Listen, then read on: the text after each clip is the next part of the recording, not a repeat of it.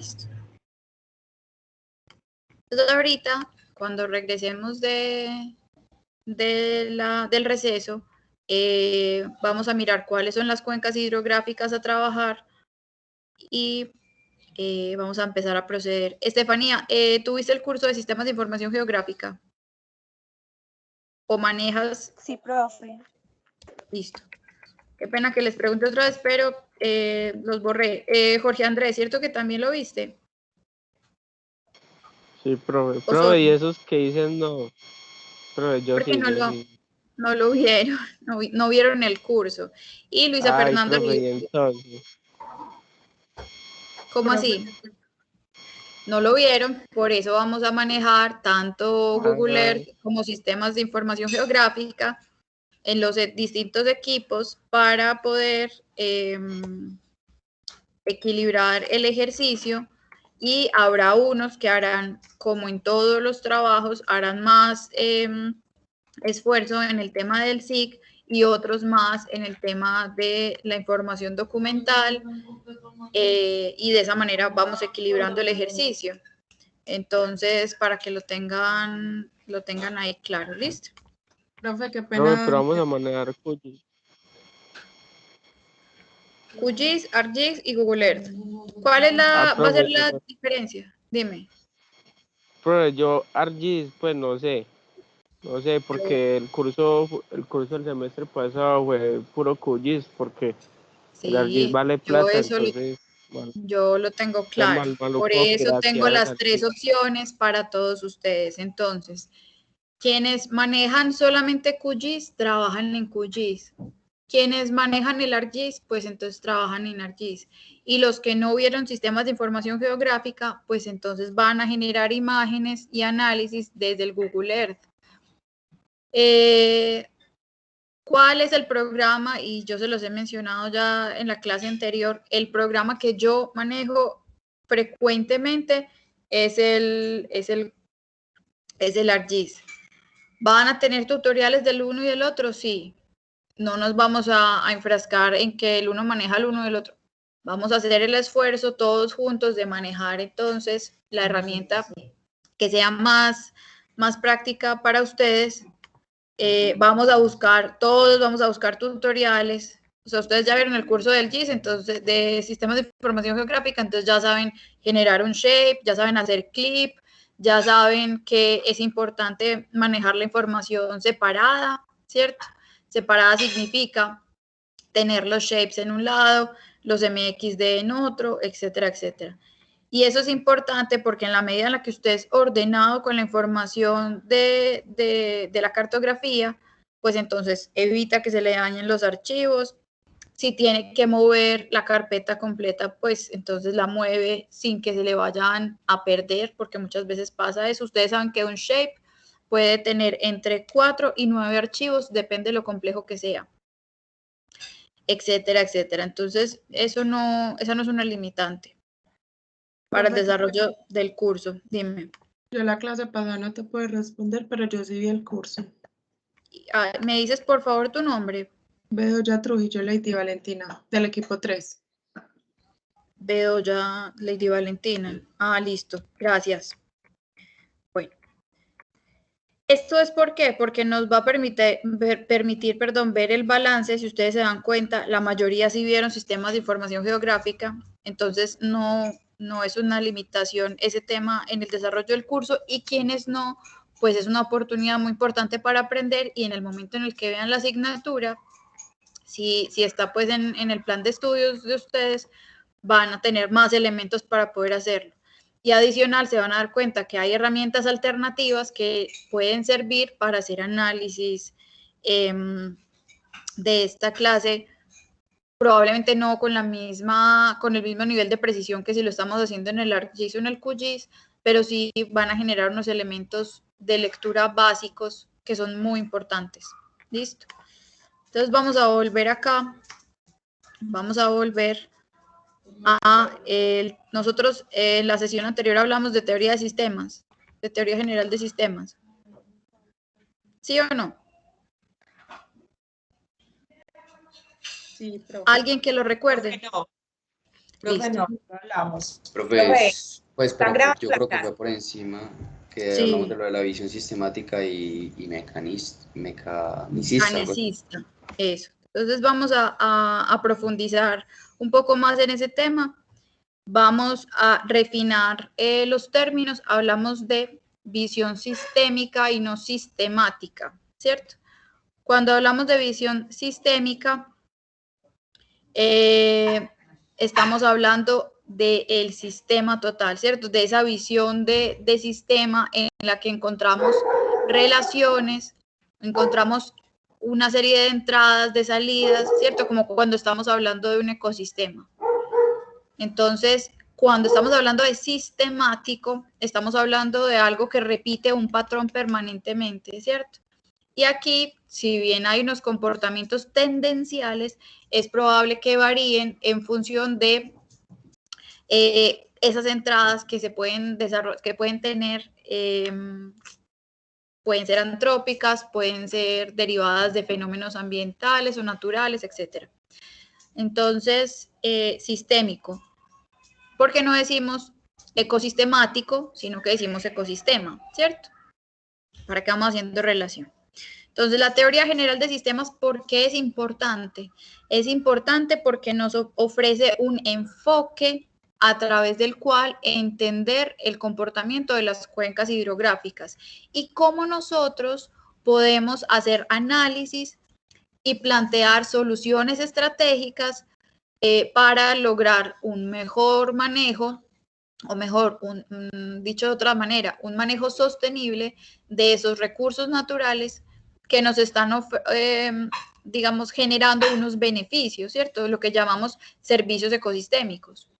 ¿Y de qué dependen los servicios ecosistémicos? De qué tan intervenida o no esté la cuenca hidrográfica, ¿cierto?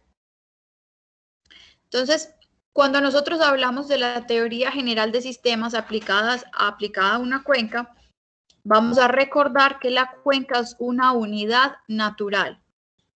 ¿Por qué decimos que la cuenca hidrográfica es una unidad natural?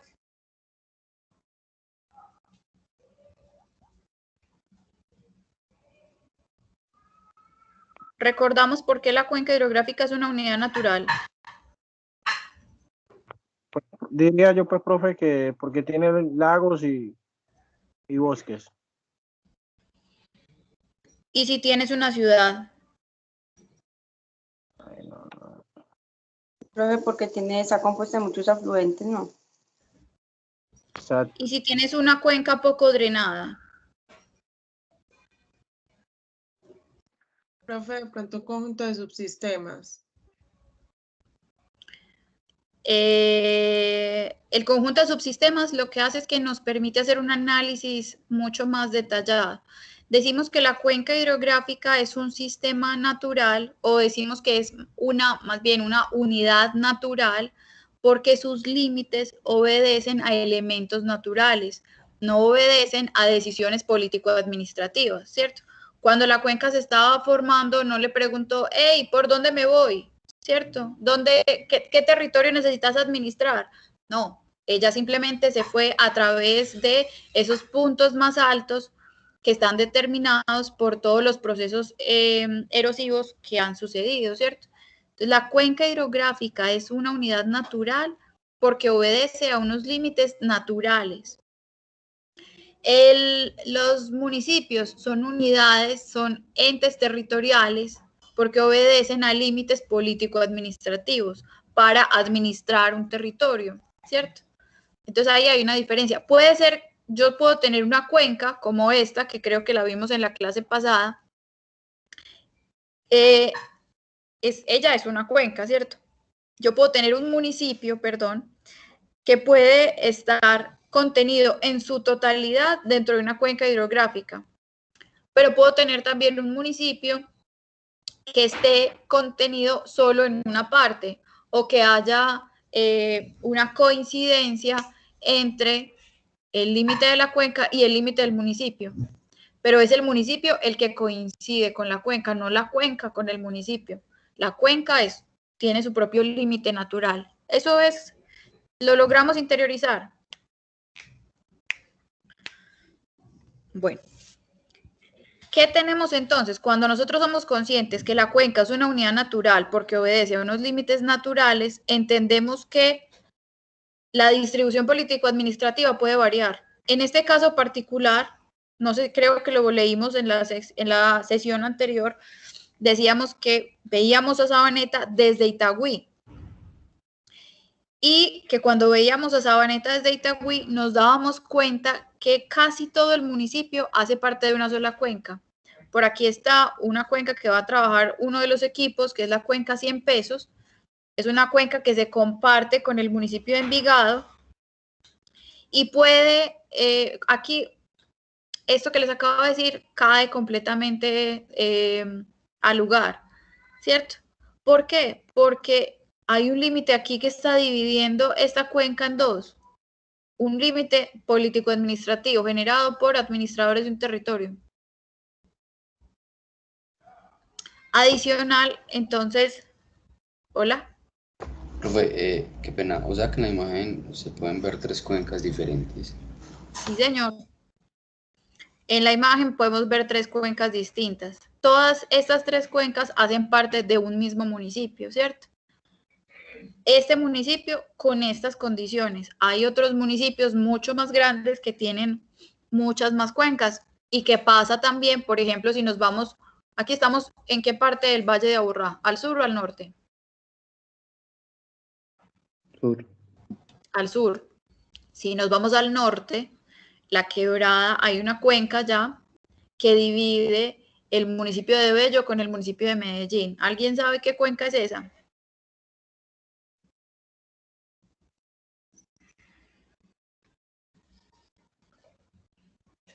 La Madera. No,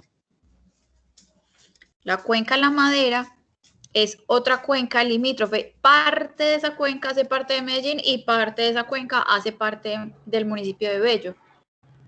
Entonces, fíjense que los límites de las cuencas no necesariamente corresponden con los límites de un municipio, en este caso, pues, ¿cierto?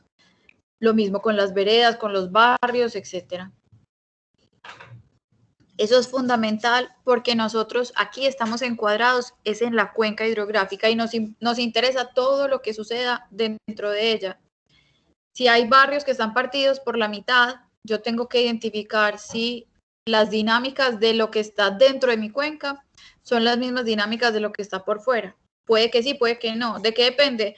De si lo que está dentro es un bosque, de si lo que tengo dentro de la cuenca es un movimiento en masa, o es un asentamiento informal, o es un asentamiento formal, etcétera, etcétera, etcétera. Y en clave de teoría de sistemas, nosotros hablamos de la cuenca como un sistema natural, pero además un sistema complejo porque tiene muchas variables para analizar y todas están relacionadas entre sí. Y para poder lograr una mayor profundidad y dijéramos como cierto nivel de lucidez en el análisis, es necesario subdividir por subsistemas que nos permitan analizar, dijéramos, las temáticas de una manera más especializada. Entonces, ¿qué tenemos? Tenemos subsistemas que obedecen a lo sociocultural, y hay personas profesionales en el tema sociocultural que se encargan de abordar todo eso. Lo mismo con el tema biofísico natural. Hay personas que saben mucho de calidad de aire y eso es importante. Otros, el tema de coberturas terrestres y eso es fundamental. Y así sucesivamente. No se nos puede olvidar, nosotros de aquí en adelante muy probablemente vamos a estar trabajando, y si no es que ya, con grupos multidisciplinarios. ¿Qué significa? Que sean multidisciplinarios, transdisciplinarios, que son personas de distintas ramas del conocimiento que están trabajando en una misma área de estudio para lograr una profundidad en distintos temas. Y puede ser un estudio de impacto ambiental, un plan de ordenamiento territorial, un plan de cambio climático, etcétera, cualquier cantidad de cosas en las que ustedes vayan a trabajar. Entonces, retomando No sé si esta imagen la habíamos visto, igual la vamos a retomar. Denme un minutico, voy a toser. Retomando esta imagen, que la teníamos, la tenemos aquí para recordar que hay una diferencia entre la manera en la que se construyen los análisis y que este análisis que ustedes van a construir obedece particularmente a la visión sistémica. Por eso hablamos de la teoría general de sistemas. ¿Por qué es importante la visión sistémica? Porque nos interesa entender las relaciones entre los diferentes elementos que están haciendo parte de la cuenca. Tanto los que están adentro, así como los factores bióticos y abióticos cuando hablamos del ecosistema, ¿cierto? Como los antrópicos, como aquellos que entran al sistema. Recuerden que esto es un sistema abierto y complejo. Abierto porque tiene entradas y salidas. Y complejo porque se encarga de analizar las relaciones de todo lo que pasa adentro. Este dibujito que está en la parte superior derecha pretende mostrar que yo dentro de una cuenca, que sería ese círculo que está ahí, que para ser más precisa no debería ser una línea continua, sino una línea punteada, porque es como si fuera la membrana de una célula, ¿cierto? Adentro tengo un montón de elementos, de subsistemas, lo natural, lo biofísico, lo económico, las tradiciones, etcétera. Y cómo todas estas relaciones, todo esto que está adentro se relaciona, y en medio de esas entradas y esas salidas, las relaciones también son muy importantes. Supóngase que, en términos de lo práctico, usted tiene unas entradas hoy por hoy que es la normativa ambiental. Y adentro hay unos procesos que se están dando, unas relaciones. Entonces hay unos vertimientos de aguas y hay unas talas excesivas, por decir algo, unos aprovechamientos forestales ilegales. Me estoy inventando cualquier situación. ¿Qué sale de ahí? Las sanciones para las personas que están, o las empresas o X que están desarrollando que están generando esas problemáticas ambientales. ¿Qué sale también? Más problemáticas ambientales, porque si el agua estaba contaminada, pues va a salir más contaminada de lo que ya estaba, ¿cierto? Aguas abajo. Entonces son las relaciones. ¿Qué pasa con la visión mecanicista? Se encarga de identificar los elementos, ¿cierto? Y describe cada elemento solito, como si fuera una lista de chequeo.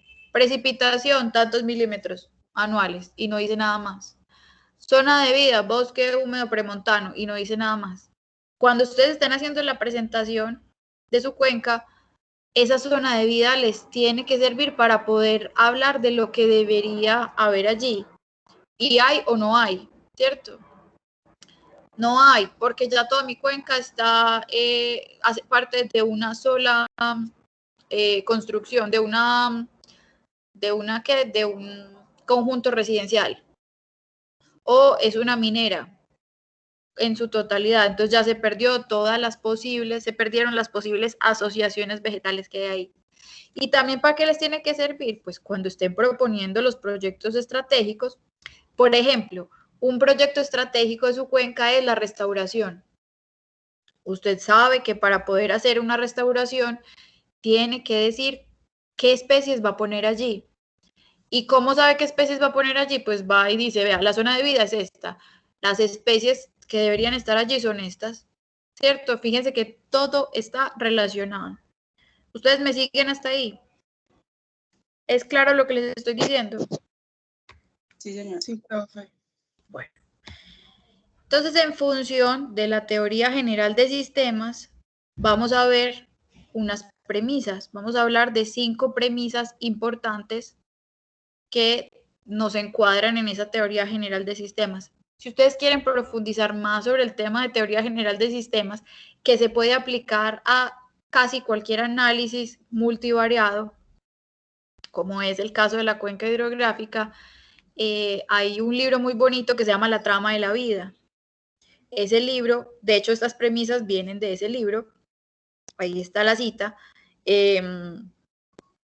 explica en detalle cómo fue cambiando ese pensamiento de cada una de las particularidades a la relación de esas particularidades, que es lo que finalmente sucede en el medio natural, ¿cierto?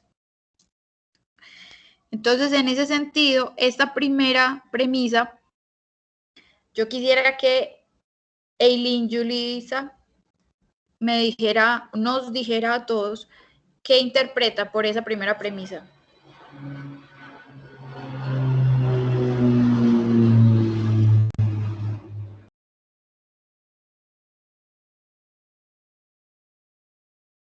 Eileen, ¿estás con nosotros?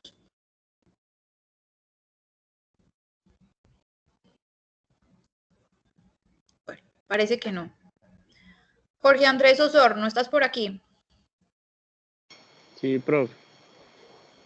Contanos qué interpretas por esta primera premisa de pronto. Pero la verdad, pues, no la entiendo muy bien. Pues no se me viene nada como la cabeza. Listo, no importa. Eso es una respuesta, ¿cierto? Es mejor eso a quedarnos callados. Algo que se nos venga a la cabeza. Jocelyn, de pronto. Listo, Aileen, no hay problema. Profe, lo que más o menos entendí que a diferentes niveles de la proporción de la cuenca puede haber diferentes niveles de proporción. Uh-huh. Eso, por ejemplo, es una manera de verlo, ¿cierto? Y si nosotros extrapolamos eso que dijo Jocelyn, habla de las escalas, ¿cierto? Las escalas. Entonces, si yo tengo una partecita de la cuenca, tengo una escala más chiquita. Y si es más grande, tengo una escala de mayor envergadura. Si yo estoy hablando de la cuenca del río Magdalena, el nivel de complejidad de la cuenca del río Magdalena con respecto a la cuenca de la quebrada 100 pesos, que es una de las cuencas que ustedes van a trabajar, pues por favor, es que la una es una cuenca de tamaño de país y la otra es una cuenca, es una microcuenquita que ni siquiera ocupa todo un municipio, ¿cierto? Una partecita nada más y no es ni siquiera una de las microcuencas más grandes. Entonces, mientras más grande sea el sistema, mayor nivel de complejidad podría llegar a tener, ¿cierto? No significa que por eso voy a subestimar una cuenca pequeña. Si yo estoy hablando de una cuenca como la del Valle de Aburrá, pues el nivel de complejidad es muy alto también, ¿cierto? Eso me habla de a distintos niveles sistémicos corresponden distintos niveles de complejidad. Todos los sistemas también son distintos. Si la cuenca de Juan Felipe Agudelo es la cuenca de la quebrada del Hato y la de Luis Fernando Rodríguez es la de 100 pesos, por ejemplo, pues estamos hablando de dos cuencas distintas, son dos niveles sistémicos distintos y los niveles de complejidad serán distintos otra vez, porque cada cuenca es diferente. Luisa Fernanda, ¿qué entiendes por esta segunda premisa? Hay dos Luisa Fernanda, Rodríguez.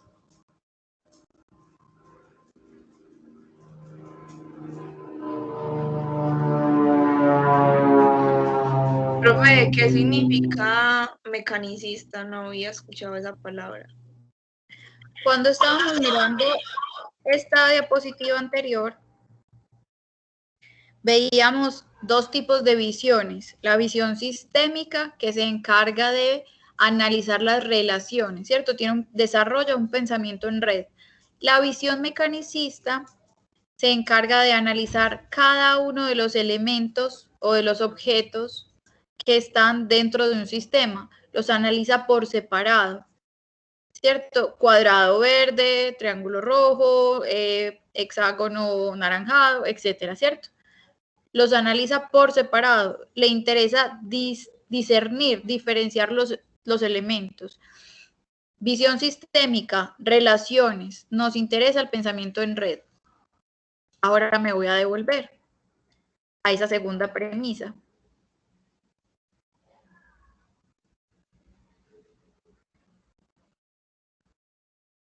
Y ahora sí, Luisa, ¿qué entiendes por esa segunda premisa?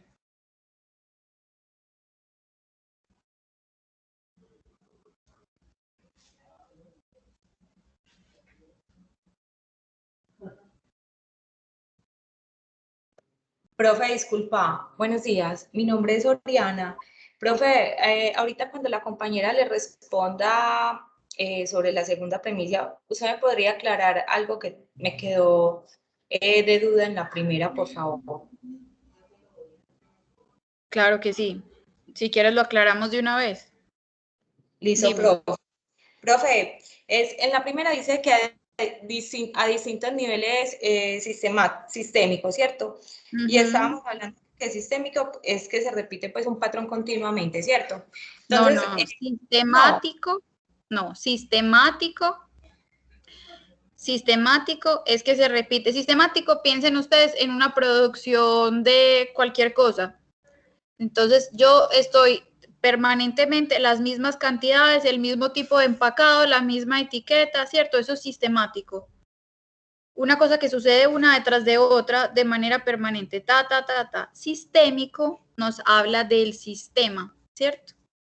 Por eso yo les ponía el ejemplo que nosotros no hablamos de ecosistemático, sino que hablamos de ecosistema, de un sistema natural, ¿cierto? Oriana. Listo, profe. Sí, profe. Okay. Muchas Listo, gracias. Luz, a ti, Luz, no, con gusto. Luz Neida, ¿qué entiendes por la segunda premisa?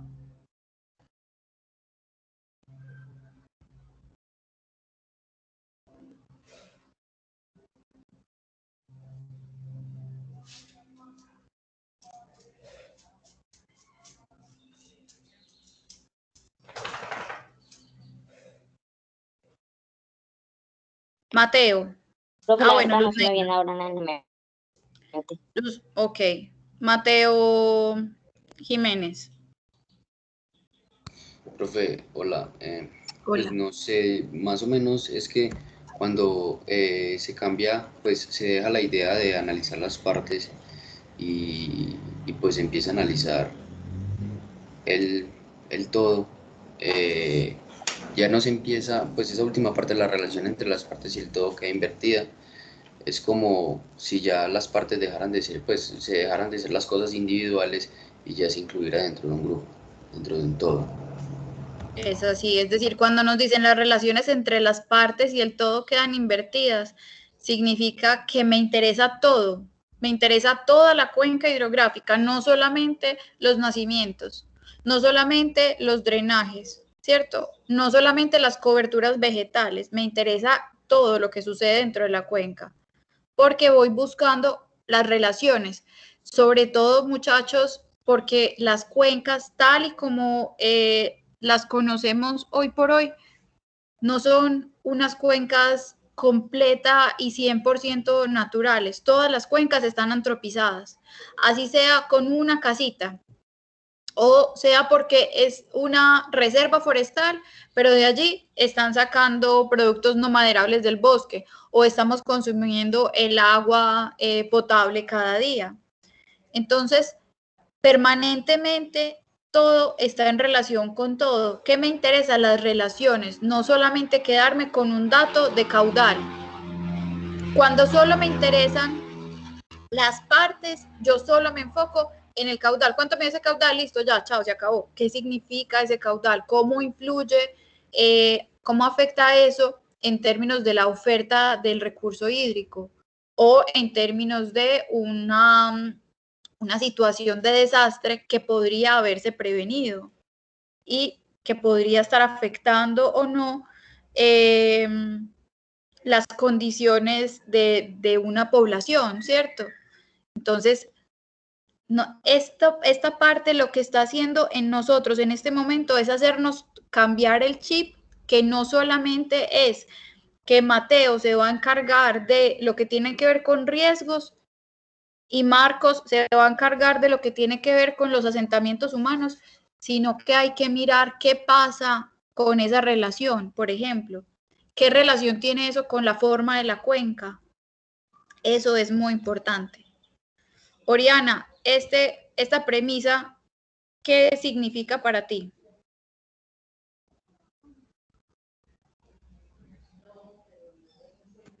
Profe,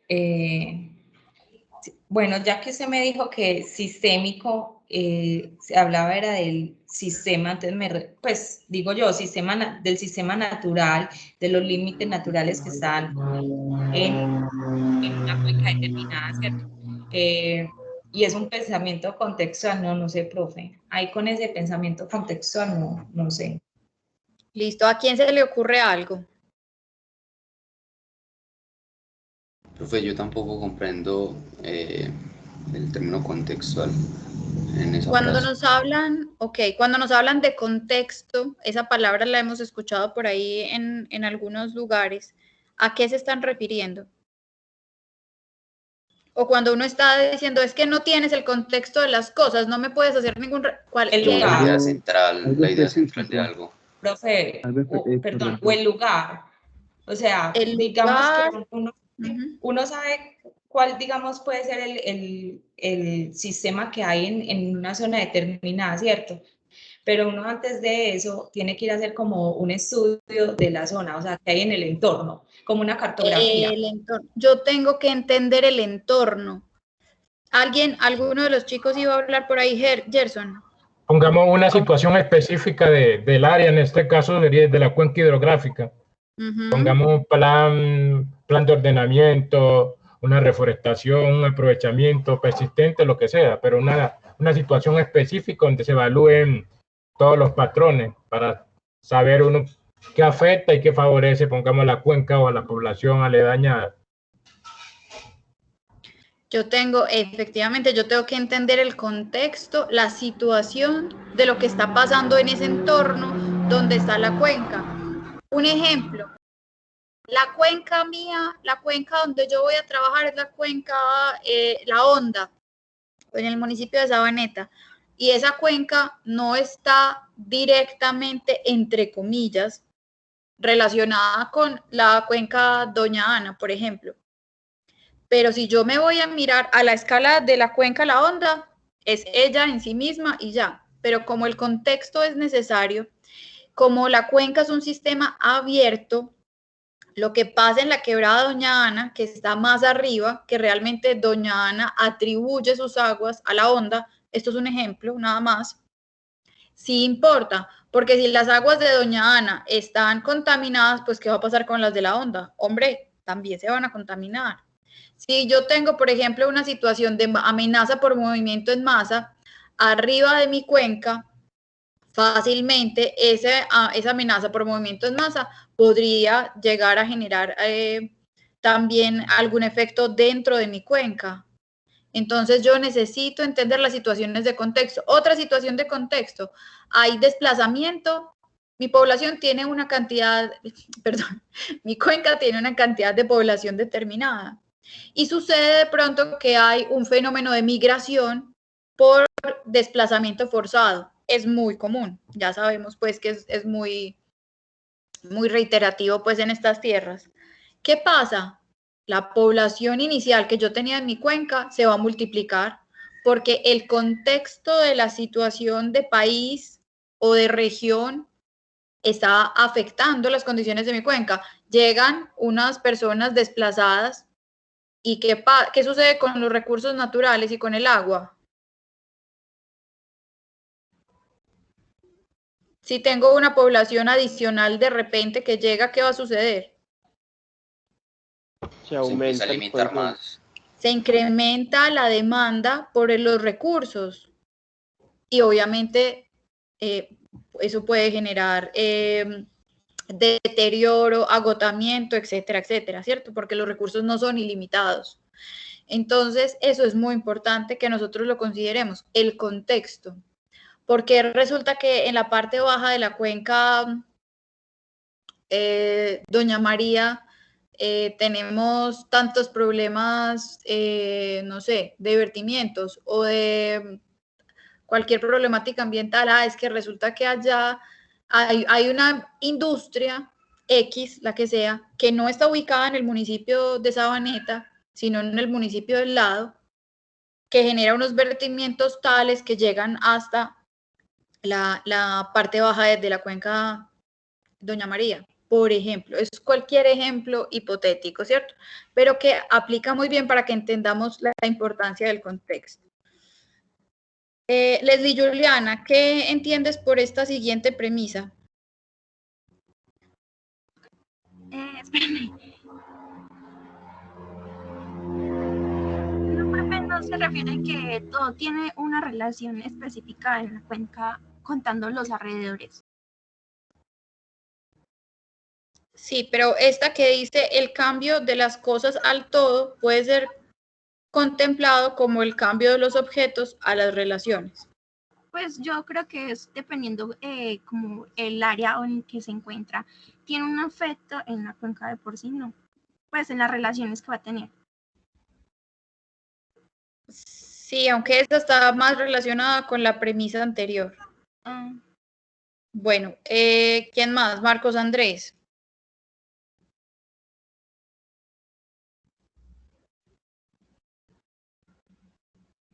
Nada, profe, aún sigo pensando. Bueno, eso es importante también pensarlo. María Fernanda Posada, dime. Habla. No, yo creo que es como un símil pues entre cosas y objetos y todo a relaciones, es de lo que se está hablando del pensamiento sistémico. Básicamente cuando se cambia la idea de las cosas al todo, pues es decir que se cambia la idea de objetos a las relaciones, como tomar las cosas como un todo. Exacto. Esa premisa, por ejemplo, está directamente relacionada con la segunda, que se hablaba del cambio, la inversión entre la relación entre las partes y el todo. Aquí dejamos esas cosas, entre comillas, esos objetos, pasan de alguna manera a ser sustituidos, ¿cierto? A ser contemplados más como las relaciones entre esos objetos. Claramente a nosotros sí nos interesa saber la precipitación, el caudal, la zona de vida, el tipo de amenaza, todo eso nos interesa, pero es la relación, es todo lo que sucede con ella, ¿cierto? Entonces, dime, Mateo. No acabé la idea para hacerle una pregunta. Entonces, en ese sentido, es importante que nosotros nos quitemos el velito, y a uno le pasa, sobre todo cuando empieza a estudiar algún tema en particular, la mejor manera de profundizar ese conocimiento es compartimentalizándolo, es decir, partiéndolo en pedacitos más pequeños para poder llegar a la sustancia del asunto. Eso está claro. Pero una vez se ha llegado a la sustancia del asunto, uno no se puede quedar ahí porque todo está relacionado. Si llueve más, entonces el volumen del agua va a aumentar. Por consiguiente, la probabilidad de ocurrencia de un fenómeno tipo inundación también puede suceder. Y si con todos los cambios y la crisis climática que tenemos en este momento, las precipitaciones aumentan muchísimo más, pues entonces con toda seguridad van a emerger en otros sitios distintos de la cuenca otros eventos de riesgo, ¿cierto? Y dependiendo de qué tan preparada esté la población para asumir o para poder atender esos riesgos, pues vamos a tener desastres, pérdidas de vida humana, etcétera, o no. Por eso hablamos de la importancia de las relaciones. Mateo. Profe, como tal el contexto pues, de la segunda premisa, pues sí quedó claro, pero no entiendo qué quiere decir ese queda invertida. La relación entre las partes del todo queda invertida. Porque hablamos inicialmente que nos interesaban las partes, pero realmente se invierte porque no son las partes, sino que nos interesa todo. Por eso habla de que queda invertida, ¿cierto? O sea, primero todo y después relación entre las partes. Claro. Ya. Bueno, ¿qué tenemos aquí entonces finalmente, Sara Lucía?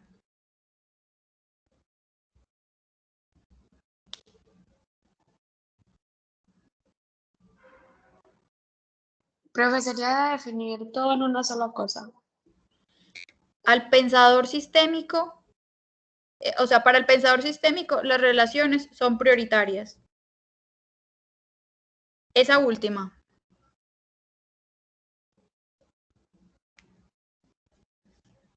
Pues es que, por ejemplo, en el pensador sistémico se habla de que todo es una sola cosa. Entonces él le da prioridad a eso porque sin una cosa la otra no estaría bien o no existiría de la misma forma. De la misma forma. Podría existir, pero de otra manera diferente, ¿cierto? Entonces nos interesan las relaciones. Y este paquete de premisas que acabamos de ver y ese par de muñequitos o de grafiquitos que veíamos en la anterior diapositiva, es un tema, yo lo reconozco, es un tema denso, porque uno en un curso de cuencas pues espera simplemente entonces hablar del recurso hídrico, pero no es así. Nosotros tenemos inicialmente que encuadrarnos, entender a través de qué enfoque logramos hacer los análisis y por qué son importantes los análisis. Es más, esta parte incluso nos ayuda a nosotros a estar permanentemente preguntándonos qué pasa, por qué esta cuenca, porque inclusive si uno está en campo y escucha que la gente le habla de inundaciones y va y revisa la información cartográfica y no aparece nada. Entonces es cuestionarse todo el tiempo qué es lo que está pasando en esa cuenca, ¿cierto? ¿Qué influye sobre qué? ¿Qué problema me está ocasionando los demás, por ejemplo? ¿O qué fenómeno está sucediendo en la cuenca que las dinámicas parece que ya cambiaran completamente? Cosas de ese estilo. ¿O porque estoy teniendo más huertas de pan coger y no estoy teniendo tantas hectáreas de agricultura intensiva? ¿O qué es lo que está pasando?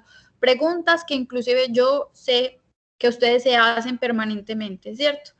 Y cómo a través de un pensamiento mucho más complejo, más estructurado, podemos encontrar el norte. Pero bueno, parte entonces y de manera ya muy concreta para nuestro curso de ordenación de cuencas hidrográficas y manejo y recuperación, esta teoría, ¿cómo la aplicamos nosotros en el curso? ¿Cómo la materializamos para que deje de ser una premisa que apenas estoy entendiendo? Vamos a entender que la cuenca es un sistema abierto y que dentro de ese sistema abierto nosotros tenemos 4 subsistemas que vamos a analizar.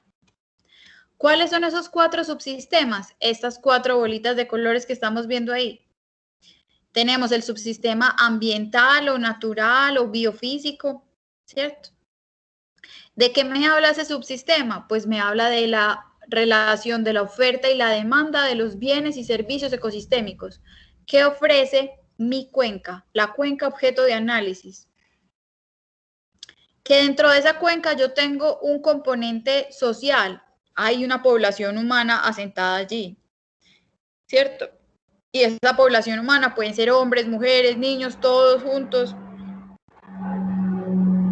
Que esa población, un minutico que pase ese avión, que esa población está desarrollando unas actividades económicas, ¿cierto?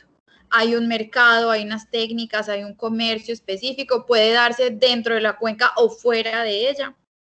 Puede ser importante también identificar si esas actividades económicas, esos usos de suelo están relacionados, si esta población que está en esta bolita amarilla es la que desarrolla las actividades económicas dentro de la cuenca o si se tienen que ir de la cuenca a conseguir trabajo en otro lado. Porque puede ser que la cuenca sea una cuenca, no sé, de ganadera y la ganadería en grandes extensiones realmente no tienen una mano de obra tan alta como si podría tenerlo una plantación forestal, por ejemplo. Cosas de ese estilo, o que en la cuenca no se dé nada de eso, sino que los muchachos ya no quieren trabajar la tierra y quieren estudiar ingeniería de sistemas, publicidad, diseño, bueno, cualquier cantidad de cosas diferentes a trabajar la tierra. Entonces, ¿qué pasa ahí en lo económico? Y lo cultural se refiere a las tradiciones, a las costumbres. ¿Qué es lo que pasa allí? No, es que resulta que allá lo que se hacía era, por ejemplo, no sé, había un culto alrededor de hacer los sombreros volteados. ¿Qué significa eso para el ecosistema, para la cuenca? Ah, entonces de las palmas tales y tales sacan las fibras, no sé qué, entonces hay un cultivo. O es una especie que está amenazada, también puede ser otro escenario, ¿cierto? Entonces nosotros vamos a analizar estos 4 subsistemas. Al interior de cada equipo puede pasar que una estrategia sea dividirse también por subsistemas. Entonces, Mateo trabaja el tema ambiental, Oriana lo cultural, Salomé lo social y lo económico lo trabaja Sara Carmona, por ejemplo. Puede ser una opción. Otra opción es que se subdividen por información documental, por, bueno, qué sé yo, cartografía, en fin. Cada subsistema tiene al interior una serie de factores que nosotros vamos a analizar. Para no perder de vista el foco, yo sé que es mucha información, soy consciente de eso, por eso la guía plantea unos límites. Si usted quiere sobrepasar esos límites y profundizar mucho más, bienvenido, ¿cierto? O bienvenida.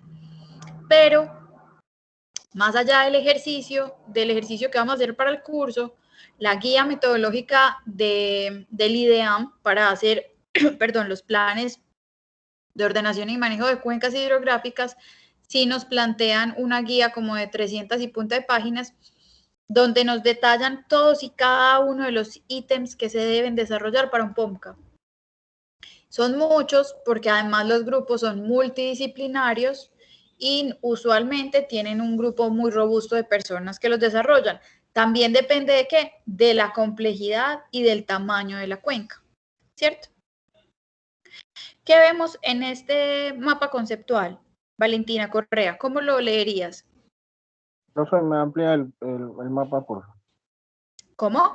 ¿Lo amplío? Pantalla. Profe, hola, ¿me podrías hacer la pregunta de nuevo, por favor? Gracias. ¿Cómo lees, cómo interpretas este mapa que estamos viendo acá? Míralo acá primero, en su totalidad, y luego entonces voy a hacer el zoom para que lo puedan ver un poco mejor. Bueno, pues según por el título estamos hablando de un sistema de evaluación. Pues pienso yo, ay, profe, si quieres, para mí lo dejas chiquito, si deseas, para poderlo como leer. Ok, completo. Muchas gracias. Entonces, se dice que para una entrada de un sistema de evaluación se necesita pues energía, información, unas normas, unas leyes, los recursos y pues tecnología, ¿cierto? Que esas entradas tienen unos factores condicionantes externos, pues pienso yo que al sistema de evaluación, que serían recursos de la tecnología, los planes, pues la planeación de la evaluación y programas regionales, ¿cierto? Y esto se condensa pues en factores condicionales internos, que son las relaciones socioculturales, el ambiente biofísico, económico y los recursos. Eso lo interpreto como hacer evaluación del sector, ¿cierto? Como para poder saber en dónde se hará la evaluación. Y que estos factores se hacen por medio de procesos naturales y o sociales, que también se da con sistemas de control natural y o social, y que eso también constituye a los factores condicionales internos de la evaluación. Y que esto concluye pues a la salida, ¿cierto? Como los recursos, bienes y servicios, y supongo que también como el resultado. Entonces, este mapa lo leo como el mecanismo del sistema de evaluación que se va a hacer para, pues, de lo que estamos hablando. Y súper completa la lectura que haces. Me parece pues que más completa. Claro, si alguien más tiene algo para decir, adelante.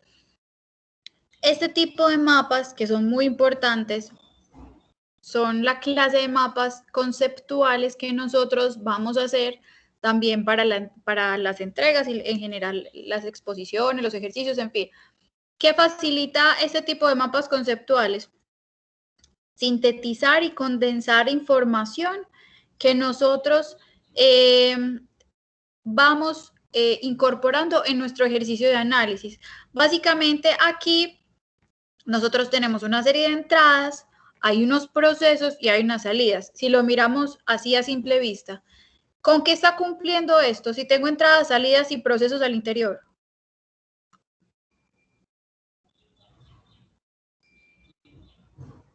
Con lo que decíamos al inicio, un sistema abierto. Tengo entradas, sí, tengo procesos al interior también y tengo salidas. Hoy por hoy tengo entradas de energía, información, normas, recursos, etcétera. ¿Qué salidas voy a tener? También voy a tener recursos, seguramente normas, yo les decía ahora, sanciones ambientales también voy a tener, ¿cierto? Y finalmente, algo por lo que nosotros de lo que hemos hablado desde el principio, cuando estoy hablando de la planificación, bienes y servicios. ¿De qué clase? Pues también habrá bienes y servicios urbanos, pero en nuestro caso particular, a la luz de la cuenca hidrográfica, pensando en los recursos naturales, pues entonces hablamos de bienes y servicios ecosistémicos fundamentales para la vida, ¿cierto? Este es un esquemita también pues que nos encuadra o nos reafirma que la cuenca es un sistema abierto. Yo tengo unas entradas, que entra precipitación. ¿Cuál es el proceso? Pues hombre, la escorrentía, ¿cierto? Y finalmente, ¿qué voy a tener en la salida? Agua, así de simple, agua, ¿cierto? Claro, además de agua, entonces voy a tener sedimentos. Si tengo contaminación, pues entonces voy a tener algún tipo de vertimiento donde vaya a caer esa agua, ¿cierto? Y así sucesivamente. Entonces, si tengo problemas de calidad del aire, pues seguramente también material particulado. Si tengo fuentes fijas dentro de la cuenca, ese material que están emitiendo esas fuentes fijas de contaminación. Usos de suelo, también voy a tener oportunidades económicas o no. Voy a tener fijación de CO2, producción de oxígeno, ¿cierto? Una serie de elementos muy importantes que me interesan ellos, pero me interesa el conjunto y cómo ese conjunto tiene unas relaciones. Este otro mapa, Mateo. Una pregunta, dentro del análisis, pues que uno delimita como tal el terreno para estudiarlo como un sistema abierto. Claro, sin duda alguna. Ahorita en la segunda hora vamos a empezar, porque hoy no vamos a terminar, hablar de la delimitación de la cuenca hidrográfica. En este caso particular, la cuenca hidrográfica es nuestra unidad de análisis. Si ustedes están en un estudio de impacto ambiental, pues será el área de influencia directa e indirecta del estudio de impacto ambiental. Eso le iba a preguntar pues acá porque estamos hablando del aspecto de cuencas hidrográficas, pero digamos uno puede coger un área más extensa que dentro de ella pues también haya una cuenca hidrográfica. Sí, claro. La teoría general de sistemas, yo les voy a decir, se aplica a estudios de mercadeo. Así, o sea, si se aplica ya, nosotros lo podemos aplicar en cualquier unidad de análisis desde lo ambiental. ¿Qué sucede? Tenemos que tener claro cuáles son esos límites que estoy teniendo, ¿cierto? Fíjense que los territorios político-administrativamente declarados o las cuencas hidrográficas como unidad de análisis, comunidades naturales de análisis, todas esas unidades espaciales que nosotros analizamos son permeables. ¿Qué significa eso? Entran y salen cosas todo el tiempo, ¿cierto? Entran y salen cosas. ¿Por qué? Porque son dinámicos, ¿cierto? Porque hay entradas, hay salidas, porque adentro están sucediendo cosas permanentemente. No son rígidos, no son estáticos, no son ollas a presión, ¿cierto? En el sentido, ojo, en el sentido de las dinámicas de lo que sucede, ¿cierto? ¿Qué pasa, por ejemplo, con los territorios político-administrativos? Un ejemplo concreto que nos muestre la dinámica de lo que sucede. por decir algo, la ciudad de Medellín. La ciudad de Medellín tiene un suelo urbano, un suelo de expansión y un suelo rural. Y en la medida en la que suceden desplazamientos a lo largo y ancho del departamento y del país, comienzan a asentarse las personas en las zonas de ladera. ¿Y eso está restringido? Sí, pero ¿significa que no suceda? No sucede. Eso muestra dinámica, ¿cierto? Muestra que hay una membrana permeable, perdón si ahora dije impermeable, es una membrana permeable, es decir, donde entran y salen situaciones, personas, procesos naturales, políticos, sociales, etc. ¿Es claro, Mateo? Sí, profe, gracias. Listo. ¿Quién por aquí? A ver, Leslie Juliana, ¿cómo lees este mapa conceptual?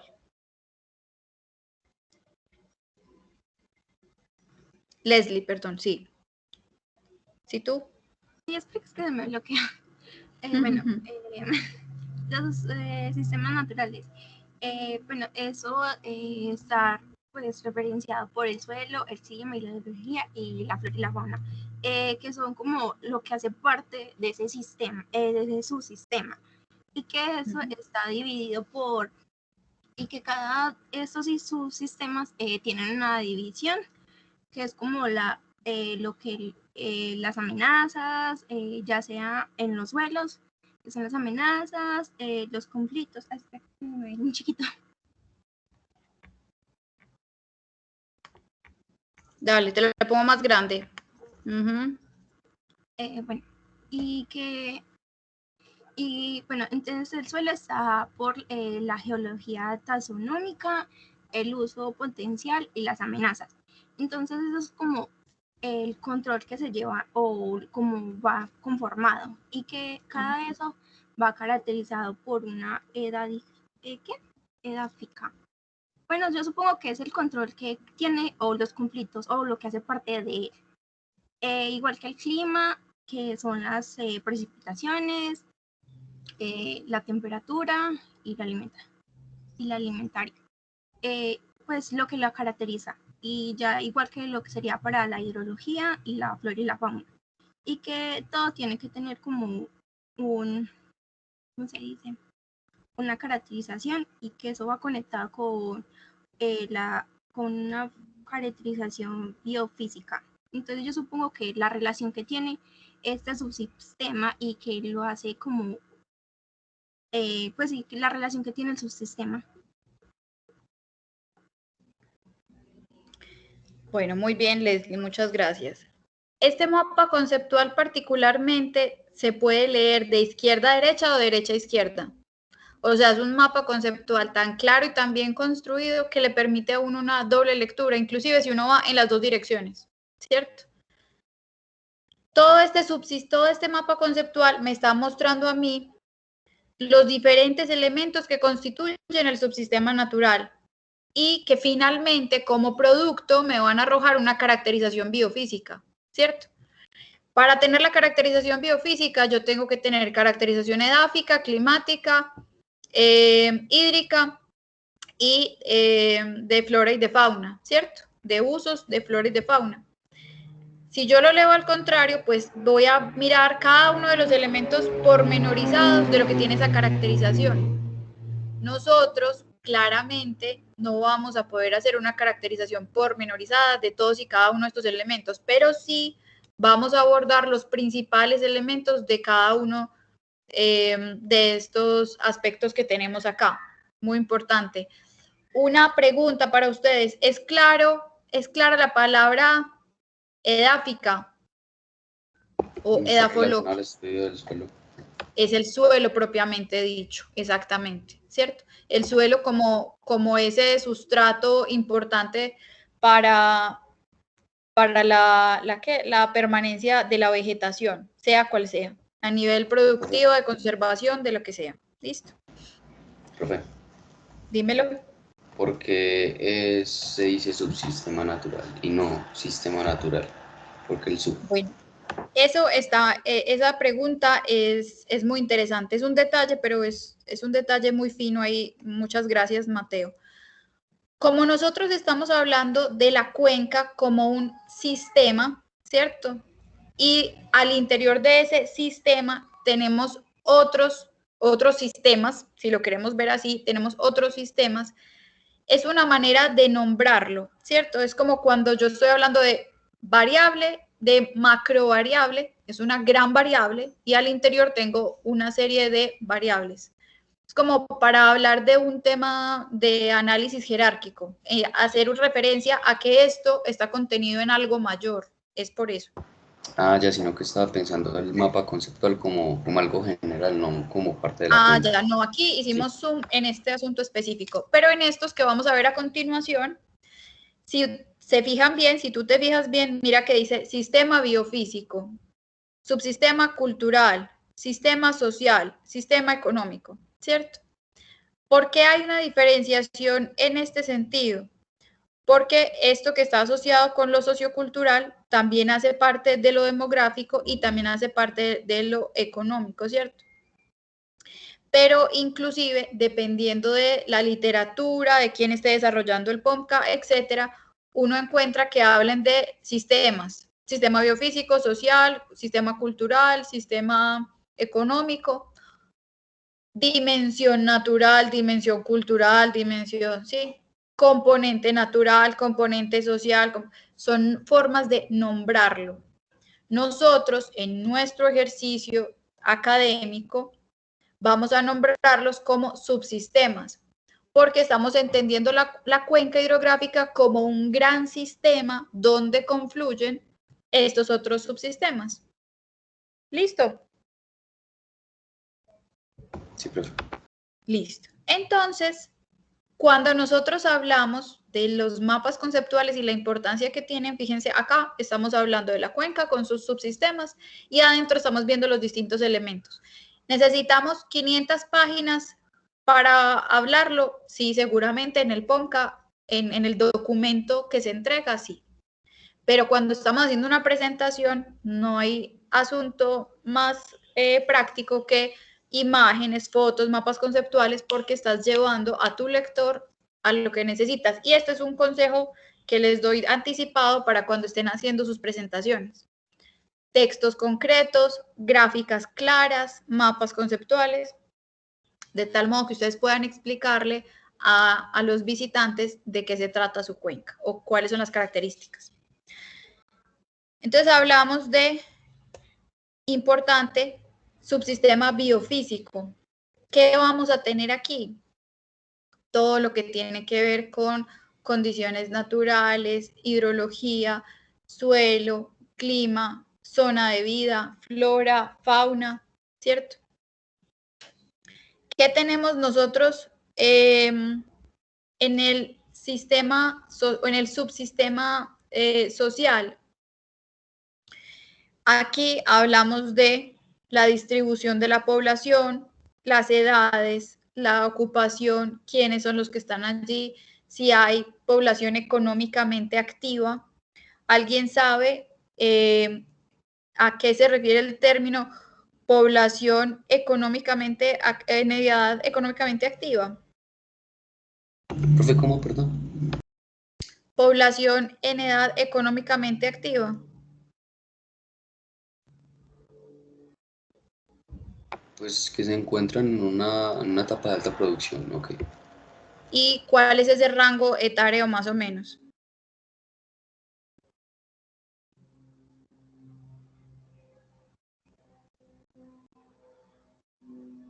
¿Alguien tiene alguna idea?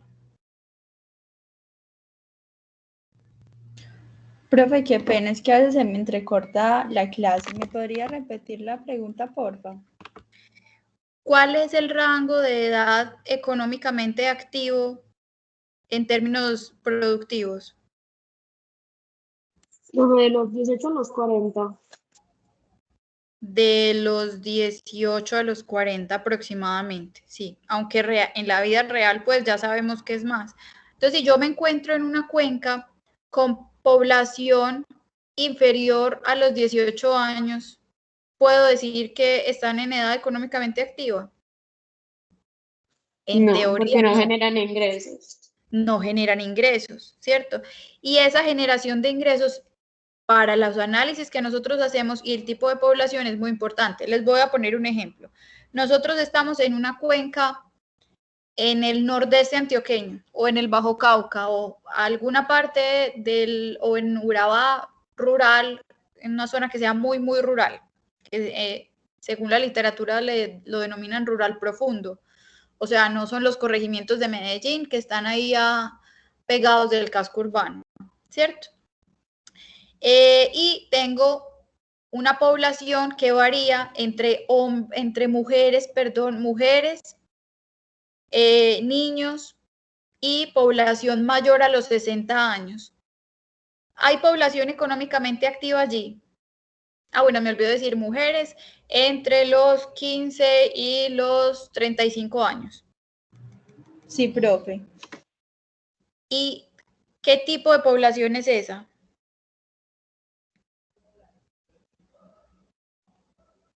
A ver, me explico.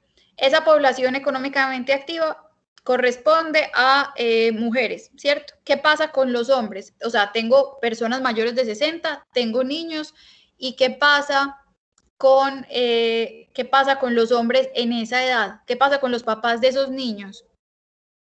Hipotéticamente, ¿qué podría haber sucedido con ellos? Me falta un dato importante, es una zona de conflicto armado. Profe, que los hubieran matado. Esa es una hipótesis. Otra hipótesis es que lo reclutaron de pronto. Y entonces, fíjense lo que sucedía allí, ¿cierto? Tengo población de mujeres predominantes en edad de trabajo, tengo niños, los niños tienen que tener, pues, o sea, no llegaron por generación espontánea, los papás tienen que estar en algún lado.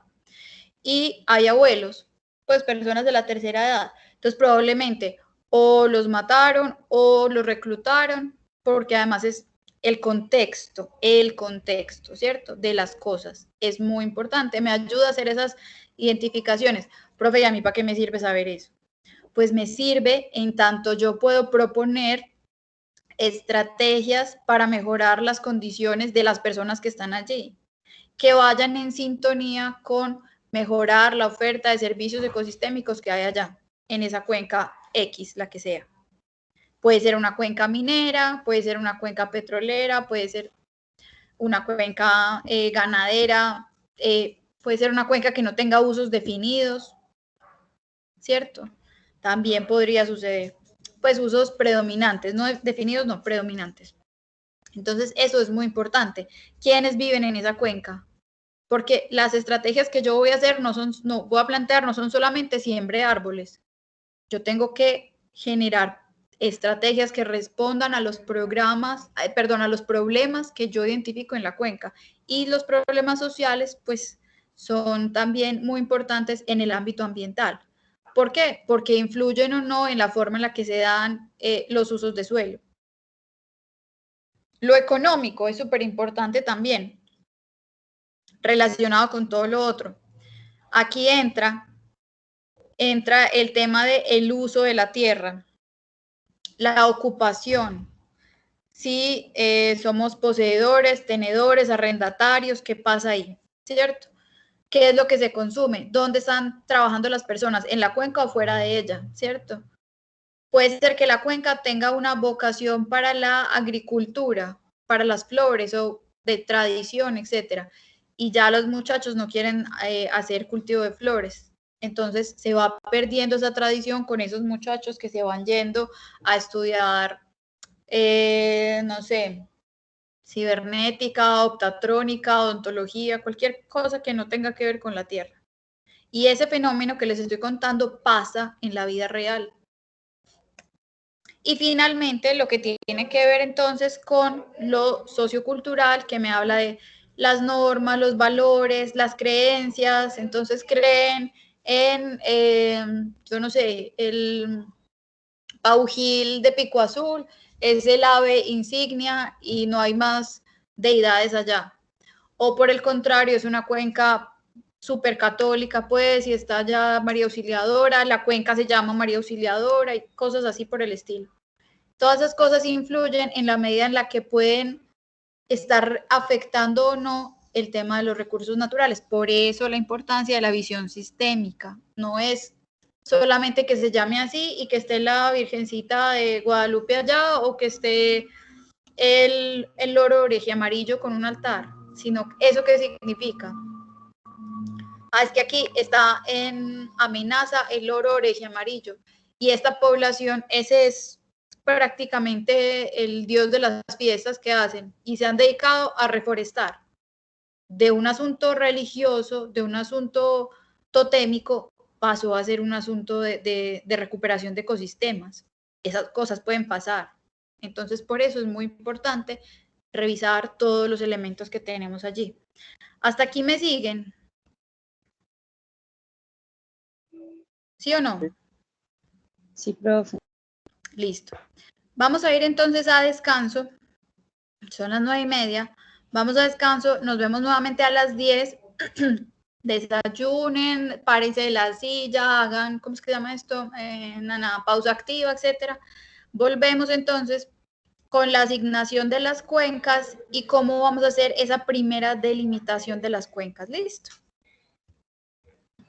Listo, profe, muchas gracias. Listo, profe. Listo. Nos vemos en un rato. Ay, Gerson, tenía la manito levantada y no te vi. ¿Y quién más? ¿O ya pasó? Ya pasó de moda esa mano. Bueno.